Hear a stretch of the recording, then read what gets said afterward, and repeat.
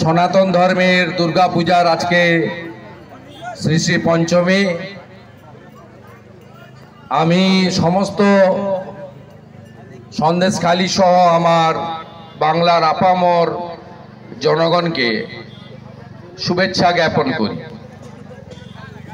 প্রথমেই বলি, হরিয়ানাতে গেরুয়া ঝড় খবর পেয়ে গেছেন নিশ্চয়।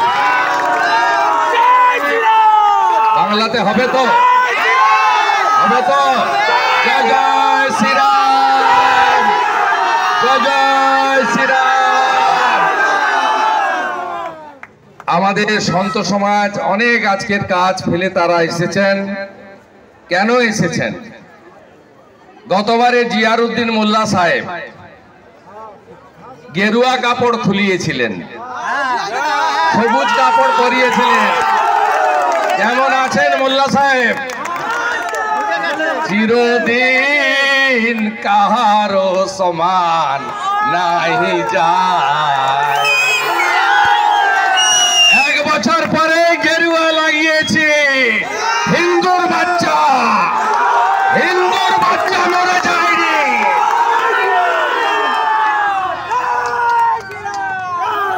আমরা কারোর ধর্মে হস্তক্ষেপ করি না। সনাতন আমরা নিজের ধর্ম মানি, অপর ধর্মকে শ্রদ্ধা করি। জিয়ারউদ্দিন মোল্লা, আপনার কোনো অধিকার নেই আমার ধর্মে হস্তক্ষেপ করার।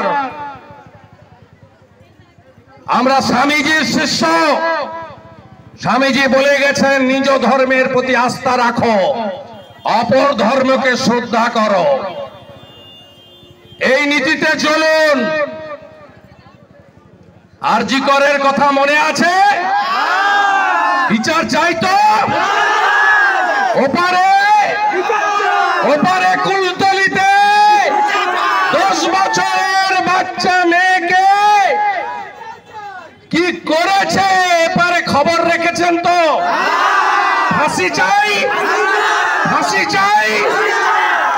আমার মাটি আমার দেশ, ধর্ষকদের করব শেষ, তাই তো? আমার মাটি আমার দেশ, আমার মাটি আমার দেশ, আমার মাটি আমার দেশ। হরিয়ানার রেজাল্ট দেখে পুরো চাঙ্গা হয়ে গেছেন শুভেন্দু অধিকারী। আজকে সন্দেশখালীতে এই সব বলেছেন। প্রিয় দর্শক, আমি শফিকুল ইসলাম এবং আপনারা দেখছেন আরামবাগ টিভি। আমি আজকে সকালের দিকে একটা ভিডিও করেছিলাম যে হরিয়ানাতে যে রেজাল্ট দেখতে পাচ্ছি, এই রেজাল্ট যদি শেষ পর্যন্ত থাকে, দেখবেন বঙ্গ বিজেপিও চাঙ্গা হয়ে গেছে। তো দেখছি তাই। কিছুক্ষণের মধ্যেই এই ভিডিও এসছে আমার কাছে সন্দেশখালী থেকে। শুভেন্দু অধিকারী যখন বক্তব্য রাখতে উঠেছেন, শুরুতেই কিন্তু হরিয়ানার গেরুয়া ঝড় এই কথাটা স্মরণ করিয়ে দিয়ে বলেছেন যে বাংলাতেও হবে। এবং তারপর ওনার যে জোশ, যেভাবে উনি বক্তব্য রেখেছেন, এটুকু পরিষ্কার, খুবই উজ্জীবিত হয়ে গেছেন এই রেজাল্টের পর থেকে। আর যেটা বললেন, যেটা হয়েছিল এর আগে, ওখানে পুজোর সময় গেরুয়া কাপড় লাগানো হয়েছিল, কিন্তু জিয়ারউদ্দিন মোল্লা তারা সেই গেরুয়া কাপড় খুলিয়েছিলেন বা খুলতে বাধ্য করেছিলেন। কিন্তু দিন তো সবসময় এক যায় না। এখন সেই গেরুয়া কাপড় দিয়ে পুজো হচ্ছে। সেই দিন, সেই দাপট এখন আর নেই। 1 বছর আগেও যে দাপট ছিল যে পুজো মণ্ডপে গেরুয়া রঙের কাপড় লাগানো যাবে না। গেরুয়া রং তো শুধু বিজেপির রং না, গেরুয়া রং তো মানে সাধু সন্তদের কাছে একটা পবিত্র একটা ব্যাপার। গেরুয়া রঙের কাপড়, স্বামীজি গেরুয়া রং ব্যবহার করতেন। কিন্তু ওই যে বিজেপির রং বলে বা অন্য ভাবনা হয়তো ছিল জিয়ারউদ্দিন মোল্লাদের কাছে যে ওদের মতো করে পুজো করতে দেব না, গেরুয়া রংকে ইউজ করতে দেব না, যতই তাদের কাছে পবিত্র হোক, আমরা যেটা বলবো সেটাই হবে, সবুজ রং লাগাতে হবে। তো পুজো করতে দেওয়া হয়নি, গেরুয়া রঙের কাপড় খোলানো হয়েছিল। তো সেটাই আজকে বলেছেন জোর গলাতে শুভেন্দু অধিকারী, যে দিন কিন্তু সব সময় এক যায় না। একেবারে গানের সুরে উনি বললেন যে কোথায় আপনি, কোথায় আপনি, আর একটা কথা বললেন যে আমরা কিন্তু হিন্দুর বাচ্চা মরে যায়নি, গেরুয়া রঙের কাপড় দিয়ে আমরা কিন্তু মানে পুজো করতে পারছি, আমরা কিন্তু মরে যাইনি। তবে একটা কথা উনি আবার পরক্ষণেই বলে দিলেন, আমরা কিন্তু নিজের ধর্মকে করি, কিন্তু অন্য ধর্মকে আঘাত করি সেটা আমরা করি না, সুতরাং আপনিও করবেন না। যে যার ধর্ম যে যার মতো করে পালন করুন, অন্য ধর্মীয় বিশ্বাসে কখনো আঘাত করবেন না। আমরা সনাতনী, আমরা আমাদের ধর্ম পালন করি, কিন্তু আমরা এই না যে অন্যের ধর্মে আঘাত করব, সুতরাং আপনারাও কেউ আঘাত করবেন না। যে যার ধর্মকে যে যার মতো করে পালন করতে দিন, এটাও কিন্তু মানে পরক্ষণে বলে দিলেন। যেমন বললেন, আমি হিন্দুর বাচ্চা, আমরা মরে যাইনি, আমরা সেই গেরুয়া কাপড় দিয়ে পুজো করার ব্যবস্থা করতে পেরেছি, আমরা মরে যাইনি, আমাদেরকে আঘাত করা হয়েছিল কিন্তু আমরা রুখে দাঁড়িয়ে আমরা পুজো করতে পারছি গেরুয়া রঙের কাপড় দিয়ে ইত্যাদি করে। কিন্তু পরক্ষণেই বলে দিলেন যে আমরা কিন্তু অন্য ধর্মে আঘাত করতেও আমরা চাই না, অন্য ধর্মকে আমরা সম্মান করি, আঘাত করতে চাই না। যে যার ধর্ম যে যার মতো করে পালন করুন, কিন্তু একে অপরের ধর্মকে আঘাত করবেন না, সেটাও কিন্তু শুভেন্দু অধিকারী বলে দিয়েছেন। হিন্দুর বাচ্চা বলেছেন বলেই একেবারে বিরাট অন্যায় করে ফেলেছেন বলে এক্ষুনি হয়তো মুসলিমটা ভাববেন বা কেউ ভাবাবেন, আমি তো এটার মধ্যে কোনো অন্যায় দেখতে পাচ্ছি না। হিন্দুর বাচ্চা মরে যায়নি বলেছেন, এর মধ্যে অন্যায় কি আছে? হিন্দু তো হিন্দুই বলবেন, হিন্দু হয়ে মুসলিম সাজাটা সেটা ভণ্ডামি, মুসলিম হয়ে হিন্দু সাজাটা সেটা হচ্ছে ভণ্ডামি। হিন্দুর বাচ্চা হিন্দু বলবেন, মরে যায়নি। আমি মুসলিমের ছেলে, আমি বলবো আমি মুসলিম বাচ্চা, আমার ধর্মীয় আচার আমি পালন করবো, আমি মরে যাইনি, এটা বলবো, এর মধ্যে তো কোনো অন্যায় নেই, এর মধ্যে কোনো সাম্প্রদায়িক কোনো ব্যাপার নেই। গেরুয়া রঙের ব্যবহার করে ওনারা পুজো করতে পারছিলেন না, এটা ওনাদের কাছে একটা আঘাত ছিল। সেটা পূরণ করতে পেরেছেন, যে বাধা আগে দেওয়া হয়েছিল সে বাধা এখন নেই, সেটা করতে পারছেন। হিন্দুর বাচ্চা হয়ে সেটা করতে পেরেছেন পুনরায়, তো এটা তো ওনার কাছে গর্বের হতেই পারে, এর মধ্যে তো কোনো অন্যায় নেই। আমি আমাদের ধর্মীয় কোনো প্রোগ্রামে বাধা দিলে সেখানে আমি যদি সেটাকে ফের কন্টিনিউ করতে পারি, সেটা আমারও গর্ব হতে পারে। তো এটার মধ্যে কোনো সাম্প্রদায়িক ব্যাপারটা নেই।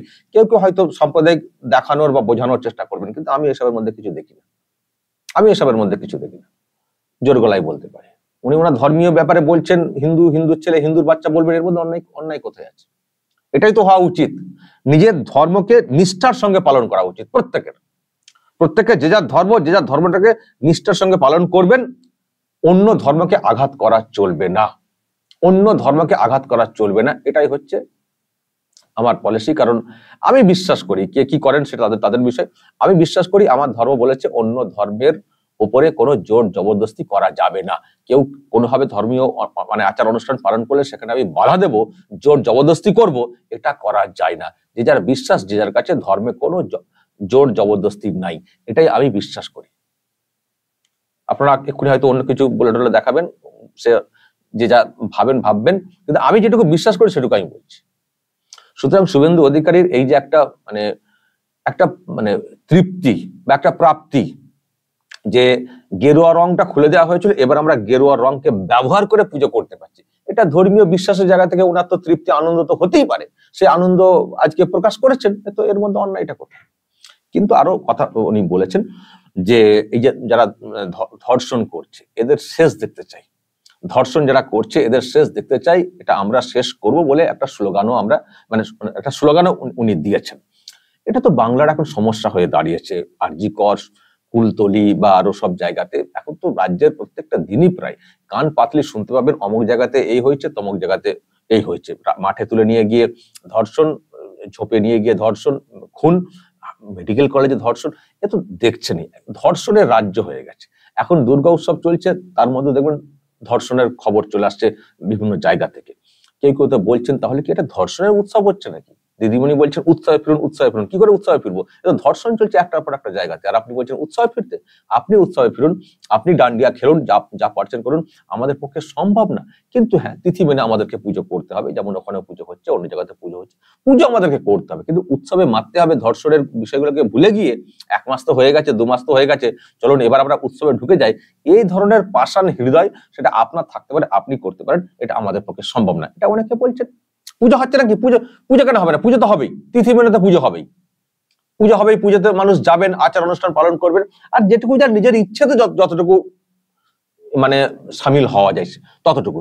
জোর করে বলা উৎসবে ঢুকতে হবে, আবার কেন প্রতিবাদ, হয়ে গেছে তো 2 মাস, এটা মানবিক না মানসিক না, এটা একটা অদ্ভুত অমানসিক ব্যাপার, অমানবিক ব্যাপার। তো যাই হোক দর্শক, শুভেন্দু অধিকারী আজকে তো উচ্ছ্বাস প্রকাশ করেছেন, মানে হরিয়ানার রেজাল্টের পরে বিশেষ করে একটা নতুন এনার্জি ওনার মধ্যে যে এসছে। শুধু উনি না, আমার ধারণা হয়তো একটু বেলা গড়ালে আরো দেখতে পাবো, কারণ আমি এখন যখন এই ভিডিও তৈরি করছি প্রায় 1টা বাজতে চলেছে, এখনো কিন্তু হরিয়ানার রেজাল্ট আমি দেখতে পাচ্ছি 90টি আসনের মধ্যে 49টি বিজেপি, 46 লাগবে সরকারটা গঠন করতে, 49টা বিজেপি, বাকি ওদিকে কংগ্রেস জোট 35টা, যেখানে এক্সিট পোল বলেছিল কংগ্রেস 55+ পেয়ে যাবে 90টার মধ্যে, পুরো উল্টে গেছে। গতবার বিজেপি যে সংখ্যক আসন পেয়েছিল 2019-এ এককভাবে 40টা, সেটা খুব টপকে গেছে। কোথায় এক্সিট পোল বলছিল কি না হবে 20টা 25টাতে আটকে যাবে বিজেপি, সেখানে 2019-এর যে রেজাল্ট সেটাকে টপকে গিয়ে, মানে 40টা টপকে গিয়ে 50-এর কাছাকাছি। তো ফলে একটা এনার্জি তো বাড়বেই। তৃতীয়বার সরকার গঠিত হতে চলেছে হরিয়ানাতে, এবং এরকম একটা মেজরিটি ওইসব এলাকাতে, মানে এরকম টানা সরকার চালানো কিন্তু সহজ না ওইসব এলাকাতে। ওখানে তো এখানকার মতো ভোট হয় না। পশ্চিমবঙ্গের ভোট তার, এটা তো সরকার গঠন যেটা এখানে নতুন করে হয়েছে, হয়তো বলবেন এখানেও তো 3বার, এখানকার ভোট ওখানকার ভোট কিন্তু অনেক তফাৎ। ওখানে তো ভোট হলো, এই যে হরিয়ানাতে ভোট হয়েছে, এমনকি জম্মু কাশ্মীরে ভোট হয়েছে। আচ্ছা বলুন তো কটা লাশ পড়েছে, বলুন কটা লাশ পড়েছে, কটা বডি পড়েছে, কটা অশান্তির খবর আপনারা মিডিয়াতে দেখেছেন, কটা দেখেছেন? আর আমাদের এখানে ভোট হলে, একটা স্কুলের ভোট হলে অল ইন্ডিয়া লেভেলে খবর হয়ে যায়, অল ইন্ডিয়া লেভেলে খবর হওয়ার মতো ঘটনা ঘটে, তো লাশ পড়ে যায়, পঞ্চায়েতের ভোট হবে লাশ পড়ে যায়, কটা কটা দেখেছেন? ওসব জোর জবরদস্তি এইসব করে ওখানে ভোট হয় না। ওখানে মানুষ নিজের ইচ্ছা মতো প্রয়োগ করেন। তারপরে এই রেজাল্ট এসছে। পশ্চিমবঙ্গের রেজাল্টের সঙ্গে কখনো তুলনা করবেন না। শুধু এখানে একটু ভালো করে ভোটটা হওয়া প্রয়োজন, তারপরে দেখবেন কেমন খেলটা হয়, খেল খতম হয়ে যাবে, খেল খতম হয়ে যাবে। ফলে যে রেজাল্ট ওখানে হয়েছে খুবই স্বাভাবিক। আমার মনে হয় পরে পরে আরো রিয়াকশন আসবে, যে মানে বঙ্গ বিজেপি অনেক উচ্ছ্বাস প্রকাশ করছে। কিন্তু একটা কথা বলবো, শুধু উচ্ছ্বাস প্রকাশ করলে হবে না, এখন থেকে সংগঠিত হতে হবে, এখন থেকে সংগঠিত হতে হবে, বুথ লেভেল পর্যন্ত এগোতে হবে, সংগঠন বৃদ্ধি করতে হবে। হ্যাঁ, এটুকু দর্শক বিজেপিও কোথাও মেনে নিচ্ছে যে আমাদের দিকে মুসলিম ভোট আসবে না, সুতরাং যেটুকু করতে হবে আমরা যারা হিন্দু আছি আমাদেরকেই করতে হবে। আর আমিও কোথাও ভাবি যে সেটাই, মুসলিমদেরকে এমন ভয় দেখিয়ে রাখা হয়েছে, সেখান থেকে তো মুসলিমরা বেরো হচ্ছে না। সুতরাং বাংলায় পরিবর্তন ঘটাতে গেলে হিন্দুরাই পারবে, বাংলায় পরিবর্তন ঘটাতে গেলে হিন্দুরাই পারবে। সুতরাং হিন্দুদেরকে ঐক্যবদ্ধ বেশি করে হতে হবে, কারণ সংখ্যালঘুদের তো ওই তো শিক্ষার হাল সব থেকে খারাপ, তো শিক্ষার হাল যাদের সব থেকে খারাপ হয় তাদেরকে সহজে ভয় দেখানো যায়, তাদেরকে সহজে ভয় দেখানো যায়। এই দেখবেন এই যে আজকে রেজাল্ট হয়েছে না হরিয়ানায়, আবার শুরু হয়ে যাবে সংখ্যালঘুদেরকে ভয় দেখানো, জুজু দেখানো। কারণ এরা তো ওটাই কাজ, জানেন তো যে এইসব উন্নয়ন তো করতে পারবো না, ভয় দেখাতে হবে যে বিজেপি এলে সনাতন ধর্মের দুর্গা পূজার আজকে শ্রী শ্রী পঞ্চমী। দর্শক অডিও চলে এসেছিল, তো ফের দেখবেন ভয় দেখানো শুরু হয়ে যায়। ফলে বাংলাতে পরিবর্তন আসতে গেলে, করতে গেলে একমাত্র হিন্দুদেরই, মানে হিন্দুরাই ভরসা, হিন্দুরাই একমাত্র পারবেন এই বাংলাতে পরিবর্তন আনতে। কারণ হিন্দুদের মধ্যে রাষ্ট্রবাদী চিন্তা ভাবনা অনেক বেশি, এটা অস্বীকার করার কোনো জায়গা নেই, এটা অস্বীকার করার কোনো জায়গা নেই। রাষ্ট্রবাদী চিন্তা ভাবনা হিন্দুদের মধ্যে অনেক বেশি, এবং এখানে বাংলায় যে একটা আঞ্চলিক চিন্তা ভাবনা, সেই জায়গা থেকে বের করে এনে মানে পশ্চিমবঙ্গের পরিবর্তন ঘটানোর ক্ষেত্রে হিন্দুরাই একমাত্র পারবেন। ফলে হিন্দুদেরকে অনেক বেশি উদ্যোগী ভূমিকা নিতে হবে, তাদেরকে অনেক বেশি ঐক্যবদ্ধ হতে হবে, এবং সেই চেষ্টা বিজেপিও করে যাচ্ছে, যেটা মনে বুঝতেই পারছি। কারণ মুসলিমদের উপরে মানে ওই আর কি, যতই বলি ভোট আসবে না, এটা ধরেই হয়তো রেখেছে বিজেপি। এটা খারাপ, মুসলিমদের জন্যও খারাপ। আর এটাও ভাবতে হচ্ছে যে মুসলমানদের উপরে কেন তারা এরকম ভাবছেন, কারণ সরকার গঠিত হলে তাদের আন্ডারিতে চলতে হবে আমাদেরকে, মুসলিমরা যারা আমরা আছি তাদের আন্ডারিতে চলতে হবে, আমাদের উন্নয়ন তো তাদের কাছে গিয়ে বলতে হবে। তো তাদের এরকম ধারণা কেন তৈরি হবে যে মুসলিমরা আমাদেরকে ভোট দেবে না? যদি এরকম ধারণা তৈরি হয়ে যায়, আসলে তৈরি হওয়ার কারণও রয়েছে, সত্যি তারা রেজাল্ট দেখছে বিভিন্ন, জম্মু কাশ্মীর বলুন, তবুও কাশ্মীরে বিরাট সংখ্যক আসন পেয়েছে, এবারে বিরাট সংখ্যক আসন পেয়েছে। এখনো পর্যন্ত 28টা দেখতে পাচ্ছি 90টার মধ্যে। ওখানে তো সরকার গঠন করে ফেলবে বিজেপি, সেটা তো আশা করা যায় না। ওই যে মুসলিম ভোট আশা করা যায় না, মুসলিমদেরকে অন্যভাবে ভয় দেখানো যায়, সুরসুরি দেওয়া যায়। কিন্তু আমি অন্য জায়গায় ভাবছি মুসলিম হিসেবে, যে কেন এরকম ধারণা তৈরি হবে, আমাদের প্রতি কেন একটা এ ধারণা তৈরি হবে না যে মুসলিমরাও আমাদেরকে ভোট দিতে পারেন। যদি এরকম তারা ভাবেন যে মুসলমান আমাদেরকে ভোট দেবেন না, আসলে আমি আবার বলছি, দেখে তারা বুঝছেন সত্যি ভোট তো যাচ্ছে না মুসলিমদের তরফ থেকে, কিন্তু এটা হলে আমরা কি করে আশা করব মুসলমান হিসেবে যে আমাদের জন্য তারা বিরাট কিছু কাজ করবেন? যদিও তারা কাজ করছেন, তারা দাবি করছেন যে আমরা ভোট না দিলেও কাজ করি, কিন্তু আমরা মুসলিম হিসেবে আশা করব কি করে পরবর্তী সময়ে যে বিজেপি আমাদের জন্য অনেক কাজ করবে বা তাদের কাছে আমরা কাজের দাবি করব? আমরা তো তাদেরকে অচ্ছুত করে রাখছি যে বিজেপিকে ভোট দেবো না, অচ্ছুত। অথচ সেই বিজেপি কেন্দ্রের সরকার চালাচ্ছে, বিভিন্ন রাজ্যের সরকার চালাচ্ছে, কিন্তু অচ্ছুত করে রাখা। এই ভাবনা আসলে ওটাই আর কি, ভয় দেখিয়ে তাদেরকে একটা মানে ভীতি তৈরি করা বিজেপির প্রতি, সেটা করে রাখা। কিন্তু আলটিমেটলি এই যতদিন এই ভীতি থাকবে ততদিন পর্যন্ত কিন্তু মুসলিমদেরই ক্ষতি, মুসলিমদেরই ক্ষতি। আমি বলেছিলাম যে এইসব অচ্ছুত টচ্ছুত ছেড়ে দিন, উন্নয়নের নিরিখে এগোন, উন্নয়ন করলে তার দিকে সমর্থন করবেন, সে যে পার্টি হোক না কেন। তৃণমূল কংগ্রেস ভয় দেখাবে, ভয় দেখিয়ে ভোট নেবে, আর এদিকে কিছু উন্নয়ন করবে না, দিনের পর দিন ক্ষমতায় টিকে থাকবে, এতে কিন্তু লাভ তো কিছু হবে না মুসলিমদের, হয়নি তো কিছু লাভ মুসলিমদের। আর আপনারা এরকম করছেন বলে, একতরফা ভোটটা দিচ্ছেন বলে আজকে এই বাংলাতে তারা মানে তৃণমূল কংগ্রেস দিনের পর দিন মানে ওই সরকারের ক্ষমতা তারা বৃদ্ধি করেই চলেছে সময়টা। আলটিমেটলি টোটাল বাংলাটার ক্ষতি হচ্ছে, আলটিমেটলি টোটাল বাংলাটার ক্ষতি হচ্ছে।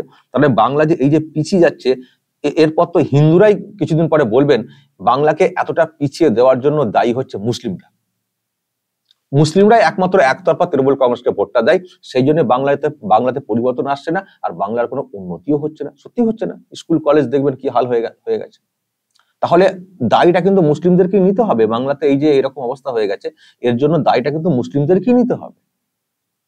আর আমি আবার বলছি, এই অবস্থা থেকে বাংলার পরিবর্তন ঘটাতে পারে একমাত্র হিন্দুরাই।